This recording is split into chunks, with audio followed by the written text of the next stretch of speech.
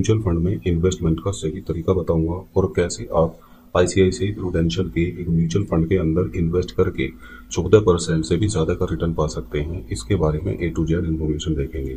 साथ ही साथ मैं आपको ये भी बताऊंगा कि एसआईपी और एसडब्ल्यूपी में क्या डिफरेंस होता है, म्यूचुअल फंड के अंदर डायरेक्ट या रेगुलर मोड में डिफरेंस क्या होता है, कैसे हम 1 से 1.5% का प्रॉफिट कर सकते हैं बिल्कुल घर बैठे। और अगर आप किसी एजेंट के थ्रू कराते हैं तो आपको 1 से 1.5% का लॉस भी हो जाता है घर बैठे। तो इसका भी प्रोसेस हम समझेंगे, कैसे हम म्यूचुअल फंड के अंदर इन्वेस्टमेंट कर सकते हैं, चाहे लमसम हम करें यानी एफडी की तरह एक ही साथ म्यूचुअल फंड के अंदर पैसा लगाएं, या हम मंथली बेसिस पर एसआईपी यानी कि सिस्टमेटिक इन्वेस्टमेंट प्लान के थ्रू करें। और इसके साथ साथ हम कैलकुलेटर पर कैलकुलेट करके भी देखेंगे कि मंथली बेसिस पर अगर हम 500 रुपये, 1000 रुपये, 2000, 5000 रुपये इन्वेस्ट करते हैं तो एक टाइम पीरियड के बाद में यानी 10 साल, 15 साल या उससे बड़े टाइम के बाद में हमें कितना पैसा वापस मिलेगा। इसके साथ साथ दोस्तों, म्यूचुअल फंड के अंदर किसी भी तरह का कोई रिस्ट्रिक्शन नहीं होता है। आप अगर चाहें तो 1 साल के लिए भी पैसा लगा सकते हैं, 5 साल के लिए भी पैसा लगा सकते हैं और 50 साल के लिए भी पैसा लगा सकते हैं। जितना ज़्यादा से ज़्यादा टाइम आप स्पेंड करेंगे यानी ज़्यादा लंबी एसआईपी या ज़्यादा लंबे पीरियड के लिए आप लमसम अमाउंट को इन्वेस्ट करके रखेंगे, उतना ही ज़्यादा तेज़ी से ग्रोथ लास्ट टाइम में आपको आपके फंड में आते हुए दिखाई देगा। तो चलिए समझते हैं सारी जानकारी को। सबसे पहले मैं बता दूं दोस्तों, म्यूचुअल फंड में इन्वेस्टमेंट हम कई तरह से कर सकते हैं। एक्चुअली म्यूचुअल फंड की भी अलग अलग कैटेगरी होती है। एक म्यूचुअल फंड की कैटेगरी होती है इक्विटी कैटेगरी। इक्विटी कैटेगरी का मतलब ये होता है कि जो पैसा आप उस म्यूचुअल फंड के अंदर लगाते हैं, चाहे लमसम में लगाएं या एसआईपी बेस पर लगाएं, उसका ज्यादातर हिस्सा लगभग 65% हिस्सा सीधा सीधा शेयर मार्केट की अलग अलग कंपनीज में लगाया जाएगा। इक्विटी म्यूचुअल फंड के अंदर रिस्क और रिटर्न दोनों ही ज्यादा होते हैं, क्योंकि मार्केट बेस्ड यहाँ पर आपको रिटर्न और रिस्क दिखाई देता है। अगर शेयर मार्केट में तेजी है तो जाहिर सी बात है आपके म्यूचुअल फंड के अंदर भी तेजी ही दिखाई देगी। अब इक्विटी कैटेगरी के अंदर भी 4 अलग अलग तरह के फंड्स होते हैं। जैसे सबसे पहले होते हैं ब्लू चिप या लार्ज कैप फंड जिनको बोलते हैं, दूसरे होते हैं मिड कैप फंड, तीसरे होते हैं स्मॉल कैप फंड। तो इस तरह से हम अलग अलग तरह के जो फंड होते हैं उनके अकॉर्डिंग भी अपने रिस्क और रिटर्न को एनालाइज कर सकते हैं। फॉर एग्जाम्पल, आपने इक्विटी कैटेगरी का कोई म्यूचुअल फंड चुना और इक्विटी कैटेगरी में भी अगर आपने ब्लू चिप या लार्ज कैप कंपनीज को चुना है, यानी ब्लू चिप या लार्ज कैप फंड को चुना है, तो उसके अंदर भी जो आपका पैसा है वो ज्यादातर पैसा जो इंडिया की लार्जेस्ट कंपनीज होती हैं, जैसे एचडीएफसी हो गया, एसबीआई हो गया, रिलायंस हो गया, इस तरह की जो निफ्टी 50 की कंपनी है यानी टॉप 50 कंपनी है, उन्हीं के अंदर फंड मैनेजर इस पैसे को इन्वेस्ट करेगा।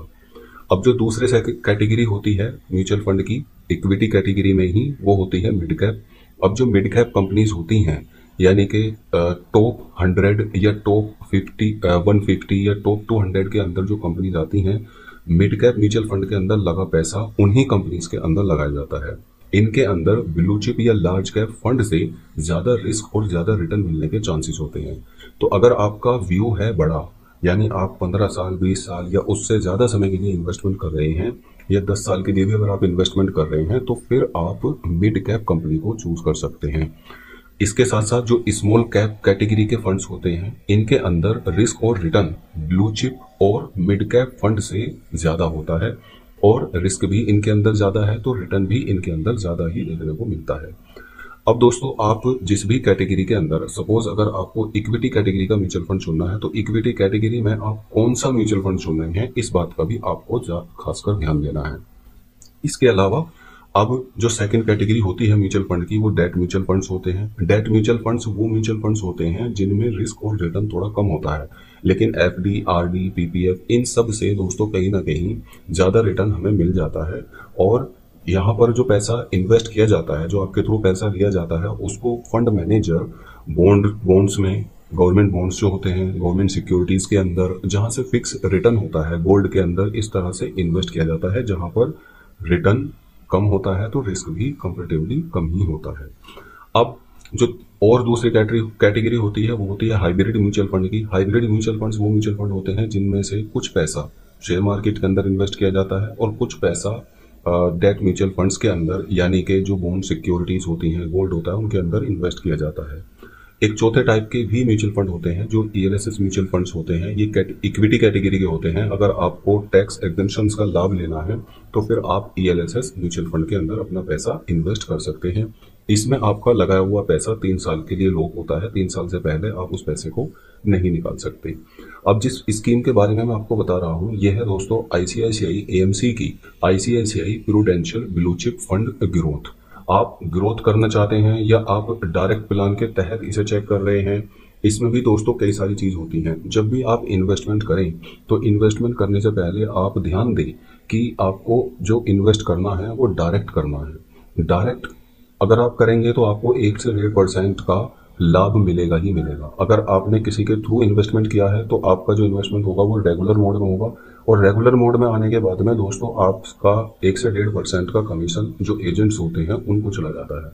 तो जब भी आप इन्वेस्टमेंट करें वो सीधा सीधा डायरेक्ट प्लान के अंदर ही करें। यानी पहले आपको कोई भी फंड चुनना है और उसके बाद में आपको डायरेक्ट प्लान के अंदर करना है। वहीं पर ऑप्शन होता है कि आप अपने जो म्यूचुअल फंड है उसके अंदर इन्वेस्टमेंट ग्रोथ पर करना चाहते हैं या रेगुलर पे करना चाहते हैं, डायरेक्ट पे करना चाहते हैं, तो आपको डायरेक्ट ही सेलेक्ट करना है।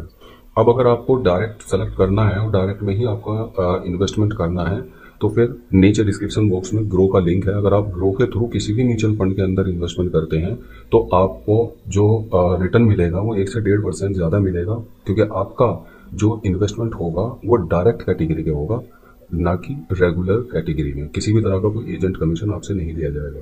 आपको सिंपली नीचे डिस्क्रिप्शन बॉक्स में लिंक पर क्लिक करके सबसे पहले अपनी केवाईसी डन करनी है। उसके बाद में आपको अपने जो डॉक्यूमेंट्स हैं ऑनलाइन उनको कंप्लीट करना है। अपने फंड को अपनी जो बैंक अकाउंट है उससे कनेक्ट करना है। ऑटोमेटिकली वहां से पैसा कटता चला जाएगा।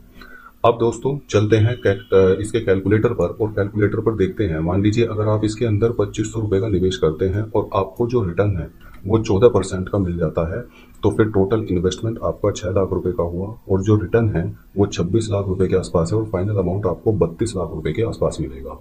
अब इस फंड की अगर हम बात करें, जिस फंड के बारे में मैं आपको बता रहा हूं, तो जब से ये फंड शुरू हुआ है तब से लेकर आज तक इसने 14.5% का रिटर्न प्रोवाइड कराया है। 8 साल 4 महीने पुराना ये फंड है। अगर हम इसके पिछले 3 साल के रिटर्न की बात करें तो पिछले 3 साल में इसने 12% का लगभग रिटर्न दिया है और 5 साल में इस फंड ने लगभग 14.38% का रिटर्न दिया है। तो हम कैलकुलेटर पर कैलकुलेट करके देखते हैं। मान लीजिए अगर आप 1500 रुपये महीने का इन्वेस्टमेंट करते हैं और ये फंड आपको 14% का रिटर्न मेंटेन करके रखता है और ये इन्वेस्टमेंट आप 20 साल के लिए कंटिन्यू रखते हैं, तो अब आपका जो इन्वेस्टमेंट होगा वो 3,60,000 रुपये होगा। जो आपको पैसा बढ़कर मिलेगा वो 16,14,000 रुपये के आसपास होगा और फाइनल अमाउंट आपको 19 लाख रुपए के आसपास मिलेगा। अब जैसे जैसे आप इसमें टाइम बढ़ाएंगे, मान लीजिए आप 20 साल से 30 साल 25 साल तक इसे कंटिन्यू करते हैं, तो 25 साल तक कंटिन्यू करने के बाद में 4,50,000 रुपए का टोटल आपका इन्वेस्टमेंट होगा और एस्टिमेटेड रिटर्न जो आपका होगा वो 36 लाख का होगा और फाइनल अमाउंट आपको 40 लाख रुपए के आसपास मिलेगा। ठीक इसी तरह से अगर आप इसको 1500 रुपये महीने का इन्वेस्टमेंट 14% के अकॉर्डिंग 30 साल तक कंटिन्यू रखते हैं, तो टोटल जो आप पैसा इन्वेस्ट करेंगे वो 5,40,000 करेंगे और जो एस्टिमेटेड आपका रिटर्न होगा वो 77,95,000 रुपए के आसपास होगा और फाइनल अमाउंट आपको 83 लाख रुपए के आसपास मिलेगा।